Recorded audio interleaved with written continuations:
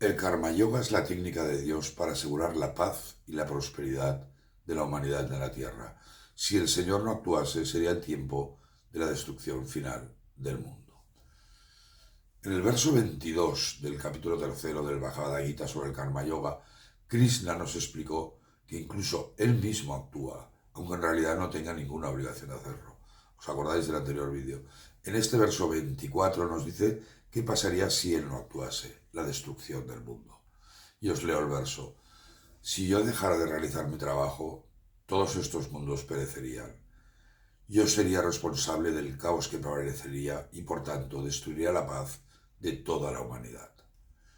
Ya hemos visto que el Señor se encarna en la tierra, es decir, actúa para mantener el Dharma.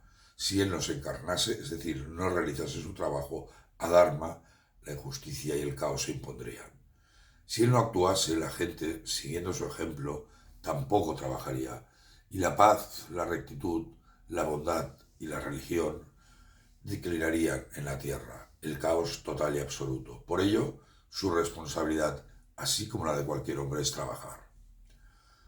El Señor nos está avisando que para mantener la paz, el bienestar y la prosperidad en la tierra es indispensable que los hombres sigan el camino del Karma Yoga, al igual que Él lo hace.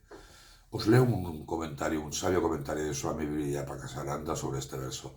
Y decía, el Señor es la inteligencia cósmica que da la ley para la evolución ordenada del universo. El plan del universo y su funcionamiento ordenado se debe a su voluntad. Imaginemos lo que sucedería a la humanidad en la Tierra si las leyes del universo se relajaran por un breve tiempo. El mundo entero se estrellaría contra la destrucción. El orgullo de la inteligencia humana parece pueril cuando se contempla el poder benéfico que mantienen a los planetas en sus órbitas. Por eso el Señor dice que si Él no trabajara, el mundo perecería. Qué miedo da pensar en que un día la ley de gravedad dejase de operar, ni siquiera por un momento, ¿verdad? Y Swami Vidyapakasaranda concluía diciendo, el Karma Yoga, además de ser el camino de la autopurificación y de la autorrealización, es la técnica divina para asegurar la paz y la prosperidad de la humanidad en esta vida terrenal.